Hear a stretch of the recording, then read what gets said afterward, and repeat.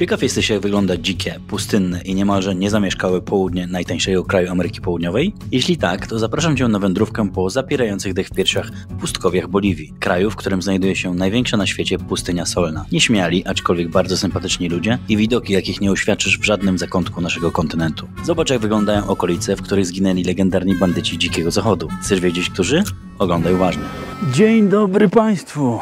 No i witam z południa Boliwii. Jestem bardzo niewyspany, bo spałem jakieś 2,5 czy 3 godziny. Oglądajcie, bo warto. Jest to podobno najpiękniejszy rejon tego kraju, który zapiera drech w piersiach. A że ja zdecydowanie wolę naturalne, piękne widoki i miasta z zwykłymi dzielnicami, w których żyją ludzie często bardzo niebezpiecznymi, a nie kościoły i muzea. Postaram się Wam to pokazać z jak najlepszej perspektywy.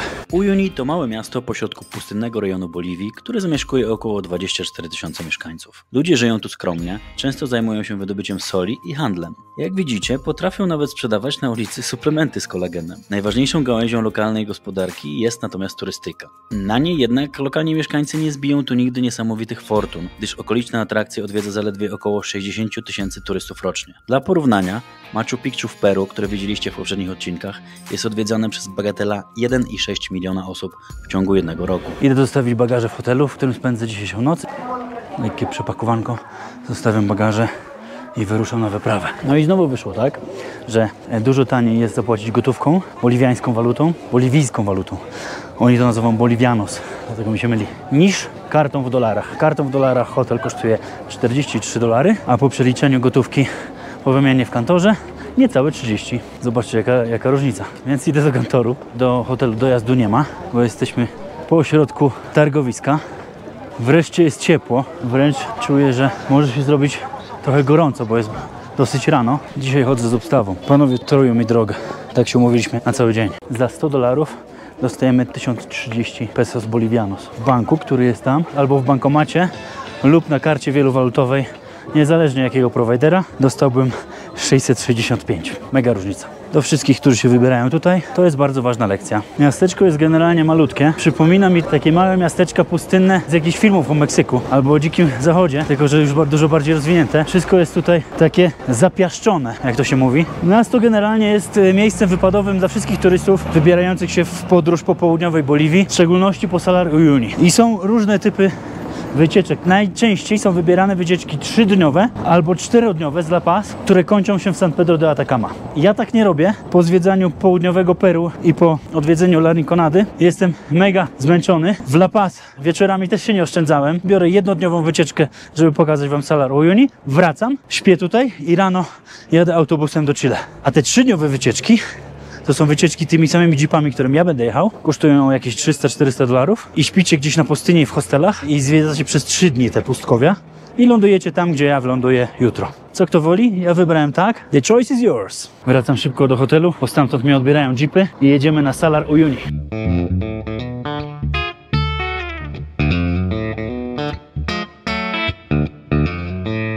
No i witam Państwa pierwszego punktu mojej wyprawy po pustyni. Cmentarzysko pociągów. Tak, dobrze słyszeliście. Mamy tutaj lokomotywy parowe jedna za drugą. Tak się tylko zastanawiam, czy w Polsce, gdybyśmy mieli coś takiego, to by już tego nie ukradli na złom? Pewnie tak. To miejsce funkcjonuje od 1870 któregoś roku. Zostało specjalnie wyznaczone jako miejsce śmierci lokomotyw parowych i pierwszy pociąg przyjechał tutaj już w 1890 roku. Od tego czasu pociągów przybywało i katalizatorem była podobno wojna domowa północy z południem. Problemem było to, że Chile rozpoczęło wojnę przeciwko Peru i Boliwii, a głównie przeciwko Peru. No i Boliwia postanowiła pomóc Peru. Ale jako, że jest krajem dosyć długim i zróżnicowanym, to północ pomagała Peru, a południe chyba nie za bardzo miało na to ochotę. I w końcu skończyło się to wojną domową. W negocjacjach tego rozejmu brały udział też jakieś firmy paliwowe, które wynegocjowały sobie totalne odejście od lokomotyw parowych i przejście na lokomotywy dieslowe. Stąd właśnie geneza tego oto miejsca. Punkt mocno turystyczny, ale dosyć fajny. To jest mój 52. kraj świata, a nigdzie nie widziałem czegoś takiego. Więc popatrzcie i wy. To co mi pozostało, to jeszcze wejść tam do środka i zobaczyć jak to wygląda. Dobra, jesteśmy w środku. To był piec. Jesteśmy na górze lokomotywy. O, i od razu się przypominają te westerny, jak oni biegali na górze tych pociągów. Tam się znajdują daleko jakieś zabudowania, więc nie jest to jakaś totalna pustynia. Jesteśmy 3670 nad poziomem morza. Temperatura pokazuje 16 stopni, ale odczuwalna jest kurde ze 30 spokojnie. Generalnie zawsze te apki pokazują pogodę, temperaturę odczuwalną i też indeks UV. Indeks UV jest wyrażany w wartościach od 0 do 10. Dzisiaj jest 11. Chyba muszę iść kupić czapkę, bo tutaj wszyscy chodzą w nakryciach głowy, bo będę miał spalone uszy, czoło i wszystko. Pomimo tego, że się posmarowałem blokerem. Nie chcę skończyć tak jak kiedyś skończyłem w Kenii, że przez 4 dni nie mogłem się ruszać. Podróżując w pociągu stałem tak. I smarowałem się tylko aloesem, żeby to przetrwać. No dobra. Mamy tutaj taki mikrobazarek, gdzie udało mi się od razu zakupić kapelusz. Czuję na uszach, jak to się skończy. Ja będę na tej pustyni cały dzień. O, tu jest dokładnie tak, jak było na filmach, zobaczcie. Jak było w westernach. Wyjście na zewnątrz, biegali i strzelali rewolwerami. No to idziemy. I tutaj biegali po tym. I się strzelali. I przeszedłem. A teraz jestem na samej górze. Wyżej się nie da. Jeszcze w tym kapeluszu brakuje mi tylko pistoletu. I czuję się jak kowboj. Na południu Peru w ogóle nie słyszałem języka polskiego, a powiem wam, że tutaj słyszę raz na jakiś czas. Jesteśmy wszędzie. Dzień dobry. Co, fajnie, co? No fajnie. Właśnie tych państwa spotkałem na lotnisku. I zgodnie z filmami to było tak. Rozłącz się. I pociąg leciał w przepaść. Ale mam tutaj naprawdę ubaw, bo ja kiedyś lubiłem strasznie westerny. To co widzicie tutaj, to jest taka zbudowana pod turystów, ale na bazie realiów mini fabryczka soli, gdzie cała sól jest poddawana procesom zupełnie manualnym. Zadałem pytanie naszemu przewodnikowi, dlaczego jakoś tego nie mechanizujecie, żeby zwiększyć skalę. Otóż dlatego, że kiedyś Boliwia eksportowała dużo soli, bo jest ich naturalnym bogactwem w bardzo dużych ilościach. Eksportowali do Argentyny, do Brazylii, jednak obecnie kompletnie to jest niepotrzebne, ponieważ Brazylia opracowała własną technologię wydobywania soli z morza, a Argentyna ma swoje własne źródła i nie importuje soli. Bardzo chcieliby sprzedawać nadal sól do Brazylii, gdzie jest 230 milionów ludzi, ale niestety nie jest to możliwe, więc nie zależy im na zwiększaniu skali produkcji i po prostu robią to na własne potrzeby w dosyć archaiczny i manualny sposób. To są najbardziej popularne zwierzęta w Boliwii, a najbardziej popularne zwierzęta w Boliwii to są alpaki i lamy. Ale po drodze dowiedziałem się też, że istnieje coś takiego jak lapaka. Lapaki nie potrafią się same rozmnażać, są jedynie skrzyżowaniem lamy z alpaką. Człowiek uczy się całe życie. Jako że tu są głównie sklepiki z fatałaszkami, postanowiłem spróbować jakiegoś nowego, lokalnego przysmaku. Piwo boliwijskie z miodem. Naprawdę jest dobre, bo te wcześniejsze wszystkie, które próbowałem, tak jak La Rinconadzie na południu Peru. Jak jakieś piwo z domieszką wódki. Niedobre. To jest super. A tu mamy jakieś muzeum soli.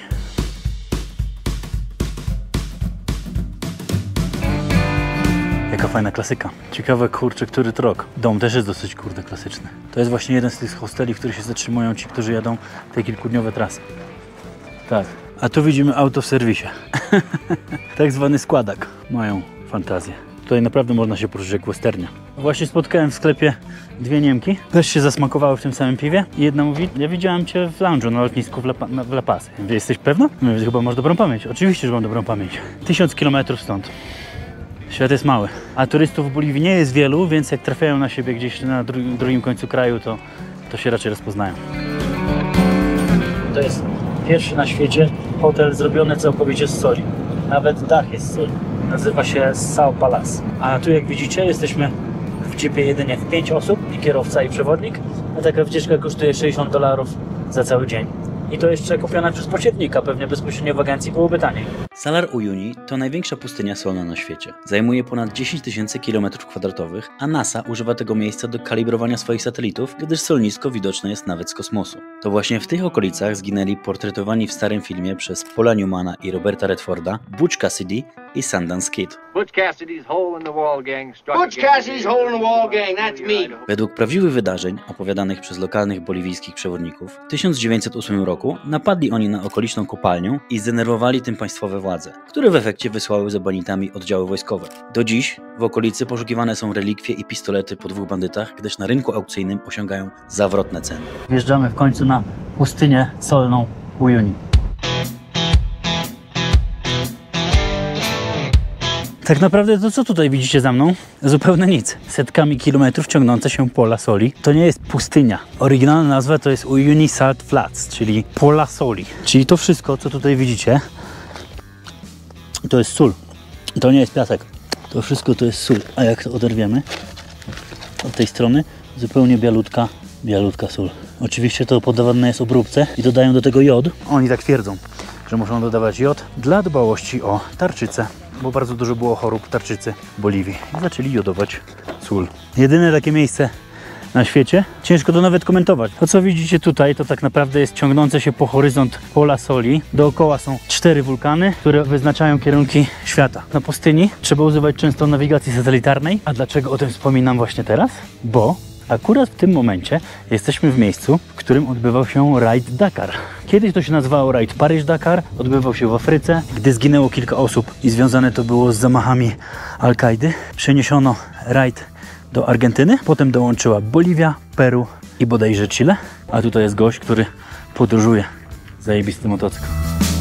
Ja aktualnie jestem w trakcie robienia prawka na moto, ale sądzę, że przez długi czas jeszcze bym się na coś takiego nie odważył. Fajna odmiana od tych kurde niebezpiecznych dzielnic i ciężkich barrios. A to co widzicie przede mną zapoczątkowało się podobno wtedy, gdy Rosjanie wysłali pierwszego człowieka w kosmos, Jurij Gagarin, i Amerykańcy postanowili wysłać pierwszego człowieka na Księżyc. I wbijali tam wszędzie flagi. I to podobno dokładnie wtedy ta tradycja została zapoczątkowana tutaj, ponieważ to miejsce przypomina ten Księżyc. Szukamy flagi polskiej. Jest tutaj. Taka mocno wyświechtana, ale jest. Nasi tu byli. Zobaczcie, zatrzymaliśmy się tutaj na piknik pośrodku niczego, a w radiu w samochodzie u kierowcy co leci? Dawid Podsiadło. I to wcale nie ja to wymyśliłem, on to lubi. Tak, kierowca śpiewa normalnie polską muzykę i jest fanem polskiego popu. Rozkładamy piknik i co mamy dookoła? Piękne pola soli, więc o przyprawienie jedzenia nie musimy się martwić. Obecnie jestem na pustyni solnej w Boliwii, a to są 2 suplementy, które zabieram ze sobą wszędzie, nawet właśnie w takie miejsca. Premium Marine Collagen i Flex Combo, ponieważ całe życie mam problemy z degenerowanymi stawami i w szczególności dokuczają mi przez całe życie moje kolana. Muszę szczególną uwagę przywiązywać do profilaktyki. I tak, niektórzy z Was mogą powiedzieć, że suplementy nie pomagają na stawy, pomaga tylko chirurgia albo zastrzyki z kwasu hialuronowego. Ale to zupełnie tak jakby powiedzieć, że pierdzielanie chipsów przez całe życie jest zdrowe dla Twojego organizmu. I to jest Twój wybór, czy będziesz jadł chipsy, czy na przykład zdrowe tłuszcze z omega-3 i suplementy, które zawierają jedynie składniki, które mają udowodnione klinicznie działanie, wspomagające regenerację i zdrowie Twoich stawów. Kolagen plus 8 innych składników, które znajdują się we Flex Combo. Sprawdźcie w polskich aptekach i na lanko.pl, ponieważ jest to polski suplement. Zobaczcie, jak zajebiście przygotowany lunch, kto w jakim miejscu. Dużo lepiej przemyślane niż mielibyśmy jechać do jakiegośkolwiek budynku tam przy drodze na jakiś lunch, kurde, jak to zwykle bywa w takich miejscach. Potatoes and beetroot. Over here we have the beef.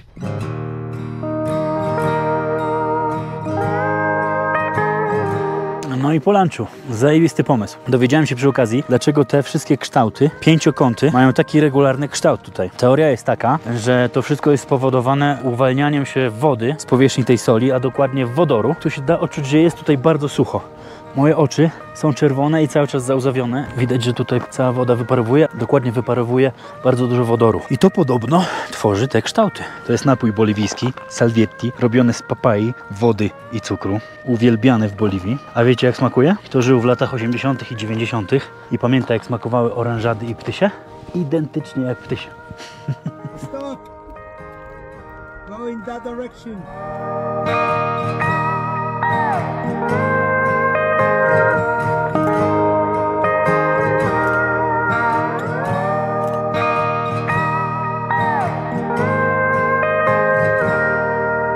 No i dojechaliśmy do wyspy Inkawasi. Dlaczego wyspy? No bo to jest wyspa na morzu soli. O ile dobrze pamiętam, są 43 albo 46 wysp tutaj, na tej całej pustyni solnej, a ta jest idealnie położona w całym centrum. Dookoła wulkany, góry, a my jesteśmy po samym środku pustyni solnej. Na niej rosną kaktusy. A skąd one się tutaj wzięły? Wiatry przywiały wiele dziesiątek kilometrów nasiona aż tutaj i się zadomowiły tutaj. No cóż mogę powiedzieć, wrażenia wizualne tutaj są niesamowite. In the middle of nowhere. Pośrodku niczego. I znowu słyszę język polski. A wy jesteście tym samochodem z nami idziemy razem? Dzień dobry. Dzień dobry. Więcej języka polskiego niż w Warszawie w centrum.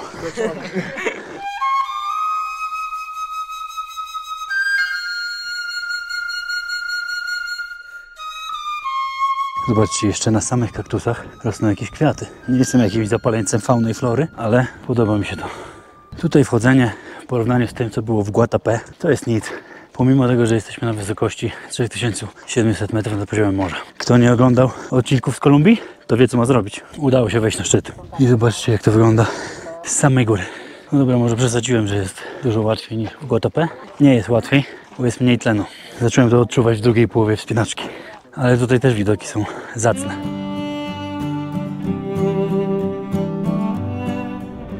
Muszę przyznać, że to słońce dało mi ostro w kość. Idę na dół. Mają tu prąd, więc muszą mieć zimne piwo. Więc idę na piwo albo 4. Jak jesteście w okolicy równika i przewodnik wam mówi, posmarujcie się kremem z filtrem, to róbcie tak. On się smarował 90, ja się posmarowałem 20 dla świętego spokoju. Jestem cały czerwony i czuję pieczenie na całej twarzy. Pomimo tego, że jestem cały czas w kapeluszu i posmarowany, nie? I jestem opalony na murarza. A zobaczcie, tutaj zatrzymaliśmy się przy takiej małej osadzie. To jest woda, która spływa z tamtych wulkanów pod ziemię i wydobywa się tutaj. No i mamy takie mini jacuzzi, tylko że słone. Pora na piknik o zachodzie słońca. I tym razem podobno wino. Why not? Why not? Wine time. A tu powstaje właśnie nasze stanowisko rozpusty. Ziomuś układa już wszystko.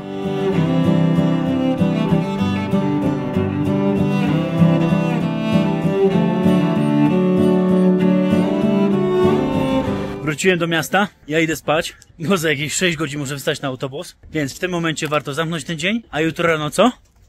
Chile!